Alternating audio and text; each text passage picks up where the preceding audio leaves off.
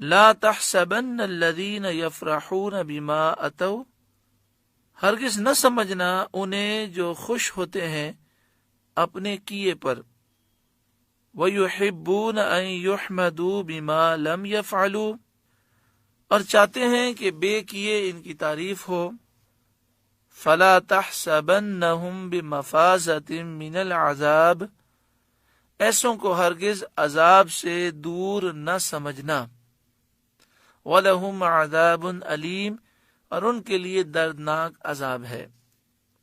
یہ آیت یہودیوں کے بارے میں نازل ہوئی جو لوگوں کو دھوکہ دینے اور گمراہ کرنے پر خوش ہوتے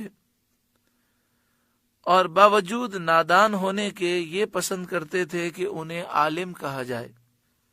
صدر الافاضل حضرت علامہ مولانا نعیم الدین مراد آبادی علیہ رحمہ، جو اعلی حضرت امام اہل سنت کے خلیفہ ہیں،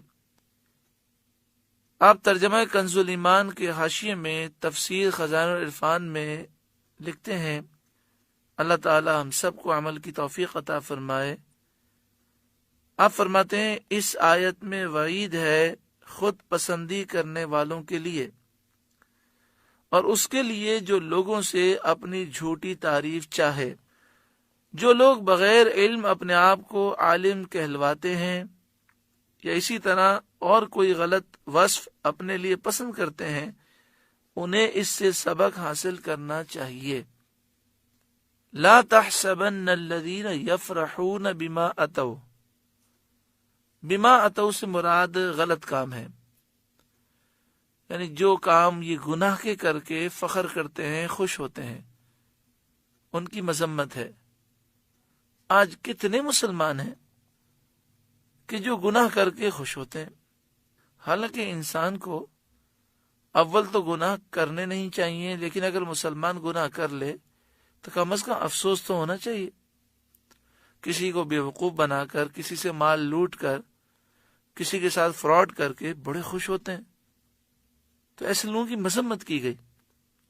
دوسری چیز وَيُحِبُّونَ أَن يُحْمَدُوا بِمَا لَمْ يَفْعَلُوا، جو اچھے کام نہیں کیے چاہتے یہ ہیں کہ اس پر بھی تعریف ہو۔ کوئی اچھا کام کرے اور مقصد یہ ہو کہ لوگ میری تعریف کریں تو اس پر تو مذمت ہے، اور یہ اتنے گئے گزرے ہیں کہ کام بھی اچھا نہیں کرتے اور چاہتے ہیں کہ لوگ ہمیں اچھا کہیں۔ آج ہمارے معاشرے میں ایسے لوگ بھی ہیں، وہ چاہتے ہیں کہ لوگ ہمیں حاجی صاحب کہیں، لوگ ہماری واہ واہ کریں، لوگ ہمیں نیک کہیں۔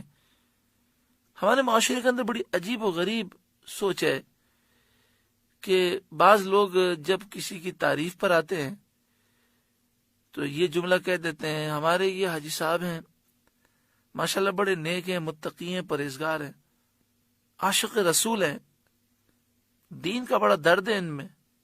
اب سوچیں کہ یہ جملے آپ جس پر کہہ رکھے ہیں اس کا بزنس حرام پر مشتمل ہے، وہ تو کماتا ہی حرام ہے، اور آپ اسے متقی، پرہیزگار، عاشق رسول کہہ رہے ہیں۔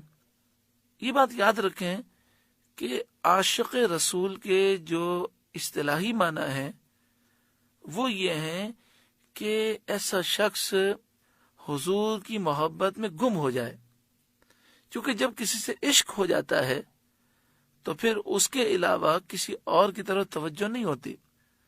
محبت رسول ہونا بھی ایک اعلیٰ معیار ہے، ایک بڑا مشکل مرحلہ ہے، لیکن عاشق ہو جانا، عاشق رسول تو حضرت صدیق اکبر ہیں، حضرت بلال ہیں، اسی طرح بزرگان دین ہیں، امام اہل سنت امام احمد رضا ہیں، لیکن ایک بے نمازی، کلین شیو، حرام کمانے والا، تو ہمیں یہ سوچنا چاہیے کہ ہم کیا کہہ رہے ہیں۔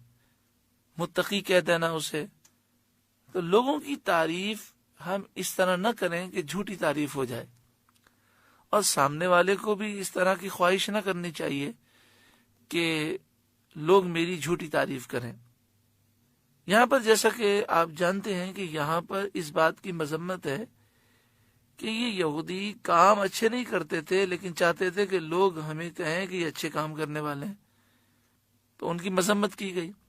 اور جو کام اچھے کرتا ہو اس کے لیے بھی لازم ہے کہ اس کے دل میں خواہش نہ ہو کہ لوگ میری واہ واہ کریں، بلکہ مقصد یہی ہو کہ اللہ راضی ہو جائے۔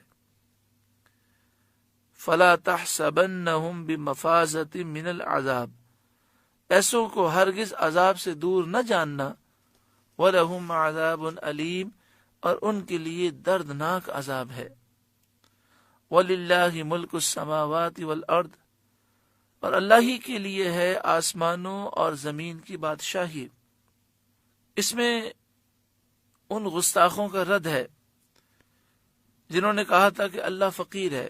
جن یہودیوں نے یہ بات کہی، ان کا رد ہے کہ آسمان و زمین کی بادشاہت تو صرف اللہ کے لیے ہے، سب کچھ اسی کا ہے، وہی سب کو عطا فرماتا ہے۔ واللہ علی کل شیء قدیر، اور اللہ ہر چیز پر قادر ہے۔ سورہ آل عمران کا 19واں رکوع مکمل ہوا۔ اللہ تعالیٰ اس رکوع کے نور سے ہم سب کو روشن اور منور فرمائے۔